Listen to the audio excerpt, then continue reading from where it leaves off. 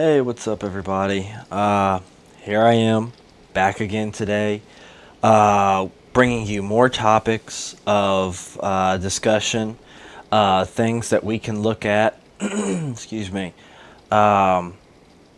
As far as building a mindful, healthy, fulfilled life, and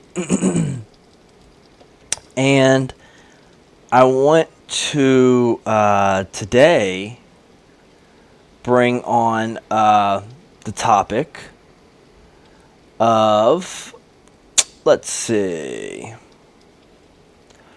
well, let's talk religion. Let's have a quick discussion of religion. So, we all find ourselves with the question of life, as well as questions of death. We question the purpose of being, why we are here, for how long we're going to be here, and what we can do to control all the variables, long, far, and in between, like providing ourselves an extended longevity, better quality in our longevity, and avoid the habits and genetic dispositions that we can suffer throughout our lives. It becomes extremely difficult for us to cope with some of the realities in play. So, we search for meaning and purpose, and, some seek the work, efforts, and pains, all the trials and tribulations and turbulence to be rewarded by the physical things we find in our lives. Some of these things may include, the good things we have, the people, our friends, children, families, maybe even our possessions, or even our status, our status in a particular environment. Excuse me, I'm going to move this just a bit. Sorry. Please excuse me while I adjust this. Ooh, sorry. It could be our particular status in our, in our environment. All of us, however, are understanding that we are only here once, and when death comes, all on this earth for us grinds to a halt immediately. And it's because of this, humans have sought an explanation as to what explains for us, how to explain what happens to us when we die.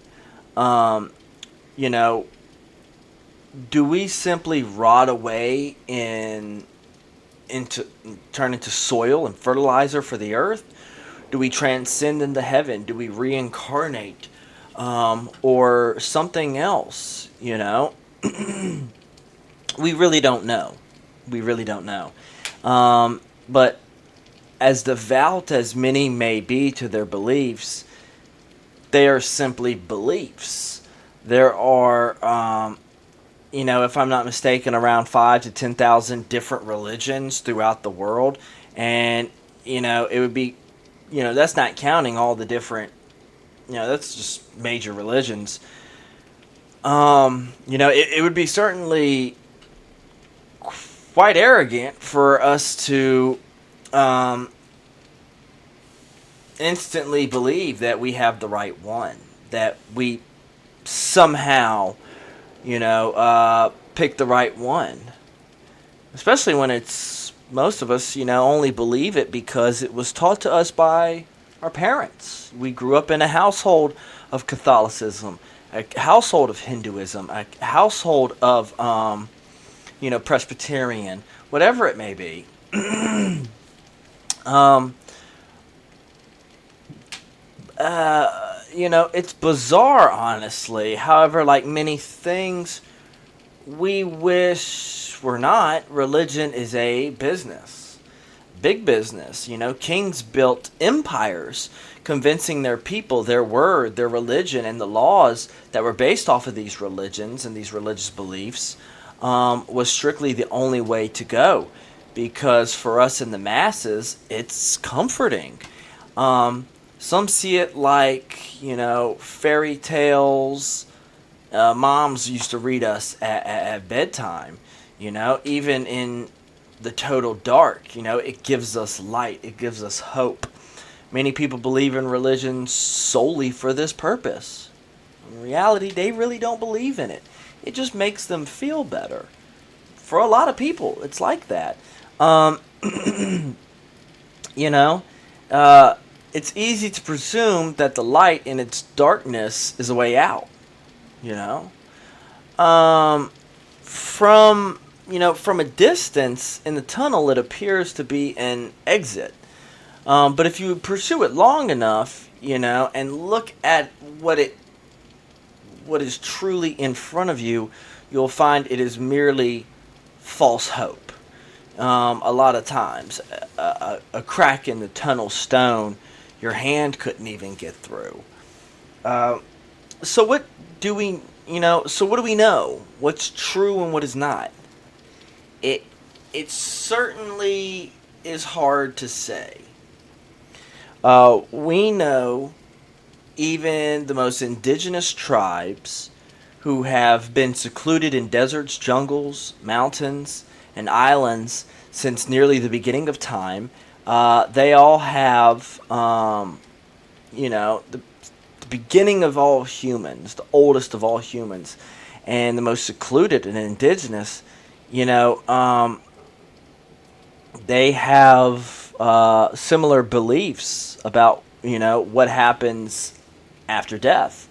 I believe it was National Geographic once had a tribe they discovered who had absolutely no outside human contact up until here recent years, and you know they talked about uh, once we pass away, we are mysteriously placed into a canoe and sent floating down river until we elevate into the skies. That's pretty wild considering most of us believe in heaven or some form of salvation in the sky. And even referring to being, beyond the skies, what do we make of this? We know this wasn't the work of the oh so famous Christian missionaries who, from as early as young teens, have been ordered, paid, bribed, and, you know, uh, what's the word? Groomed um, to blindly spread the word of Christ and his message to all corners of the globe. The Muslims, the Buddhists, the Mormons, nobody has been in such contact with these people. Um, and yet, they understand the concept of an afterlife that lines up similar to most of ours. It's certainly odd and worth considering that maybe it's not all fairy tales and business. Consider this. Have you ever thought of the question and gotten the answer randomly the same day? Have you ever thought of something? You asked yourself a question in your mind, and you got yourself the answer the very same day. Excuse me a second.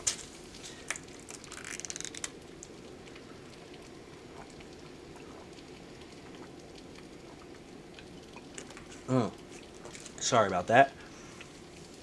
So, I wonder whatever happened to so and so. Wonder whatever happened to Sarah, who I used to go to school with 10 years ago. And then after 10 years out of the blue of never seeing Sarah, or never hearing about Sarah, you happen to see her out and about while sitting in your car the very next day. What are the chances, right? Or a time you prayed for what likely would just simply not likely happen, in some amazing, near impossible way, it actually did.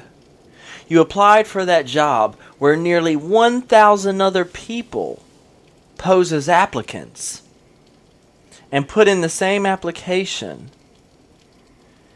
A lot of them more overqualified than you are. And you said, God, please, the odds aren't in my favor, and these folks are way more qualified than I am. But Lord, I really need this job. Please, Lord, if you could find a way to make it to where I get it, I'll be forever grateful. All of a sudden, it turns out, you are called and informed that they chose you for the job. What are the chances? There's this almost sixth sense of, this feel in the air and throughout our lives that stresses to show us that we are not alone. There's some odd, peculiar force that from time to time seems to reach out and control our world in various ways. To say it's chance really at times seems almost ridiculous. There undoubtedly must be something that works outside the laws of science and physics and human explanation. And if that doesn't really, say you're not a religious type, if that doesn't really, pique your interest or anything, let's put it this way.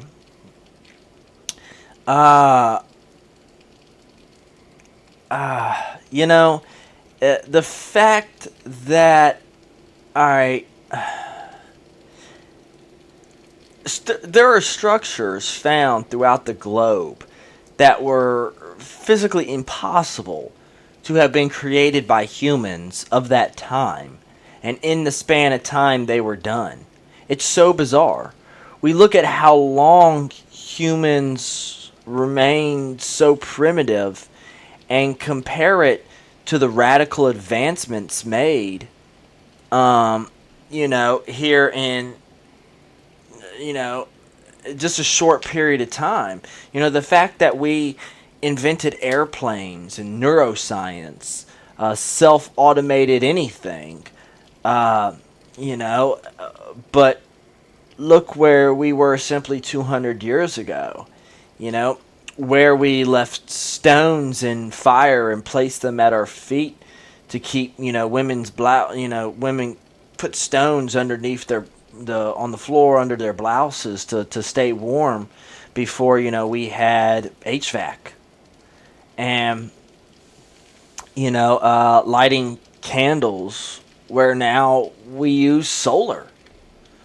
We absorb power through the sun and moving water and wind and literally anything, hamster on a wheel could power a light bulb, It's just, it's really crazy. I mean, look at the things that NASA has done. Look at the large corridor, whatever the hell it is, the particle accelerator, the largest particle accelerator that they just created. It's insane that this is all humans serving their purpose. Initially you would think, given the meaning of life is to create and pass along information, that this is all just humans doing their duty, collecting and passing on information as living organisms. Possibly, though, it has all been arranged and controlled by a greater and more divine force who reaches out and turns fantasy into reality and the impossible into the possible. Humans flying, robots with physical personalities and the ability for farmers and for just all of us to be able to physically feed the planet as sufficiently as we have. It is remarkable, to say the least. So how do we run this into faith? Well, faith is such that there is no ultimate answer. Faith is belief. If we stand for nothing, we will fall for anything. So it is that which obligates us to stand for question. Question that which is around you and indulge into many great Bibles of humanity. Study history. Study the topics that surround it. Human invention, human architecture, the arts, culture, genetics. It's so crazy to me because isn't it so wild that, we estimate the first humans to have come from Africa. And, they've now become all people who were the first humans as dark skin, literally matching the color of this microphone, eventually produced all the different kinds of people that you see in the world. Every shade of human being that we have. And you can literally study the path that they migrated, and everybody split apart, and all these nations and empires and everything started to be formed. Study religion, study science. You have to study all these different topics and find out, at the end of the day, what feeds your belief. Did your mom and dad tell you to believe this? Or do you actually believe it? Do you yourself believe what you believe? Have you convinced yourself? Are you in denial? Or do you truly believe this? It is our duty, it is our obligation to gather as much information as possible and pass it along to the next. And, you truly have to indulge in the information and indulge in the resources out there to be able to give yourself reason to believe what you believe. You may not have thought anything about religion and been completely, you didn't believe none of it. And then when I mentioned that story about the indigenous people, now your whole mind might be blown. And 10 years from now, you may be a strong Catholic. You may be a Muslim. You may be a Christian. You may be whatever. You may really be a dedicated religious believer. So I encourage you all to have faith. There is clearly something beyond the works of man that controls the various unexplainables of this world. And we cannot believe anything until we find ourselves reason to believe. And that is something that I would like for you to ponder on for the rest of this evening, and probably for a lot further on after. If you have any comments, questions, concerns, criticisms, please feel free to leave comments below. Please share this video with your friends, subscribe, give a thumbs up, or give a thumbs down if you didn't like it. If there's something you don't quite agree with, and we're not asking for Bible thumpers and all that weird stuff, because we know what you believe in. But one of my questions that I have for you is, why do you believe in it? Why do you believe? Don't quote the Bible. Quote real life. Quote real things. Look at the real physical things that we can explain. We don't see air. So how can you convince me that air exists? Well, there's scientific data to prove that. And many, many people will argue that there is actually scientific data to prove their religious beliefs. And that's my challenge to the Bible thumpers. Do the people who are powerful devout Muslims and believe that Muhammad is their divine ruler? I want evidence. If you believe that Mary gave birth to baby Jesus, we want explanation. Explain to us. And don't think that everything isn't possible. Because again, the pyramids, the great pyramids in Egypt, should not exist. I mean, it just is physically impossible for anyone to have built those in the time frame that they were built. It wasn't possible. But they're there. They are there. Again, question, research, and believe. Y'all take care, and God bless.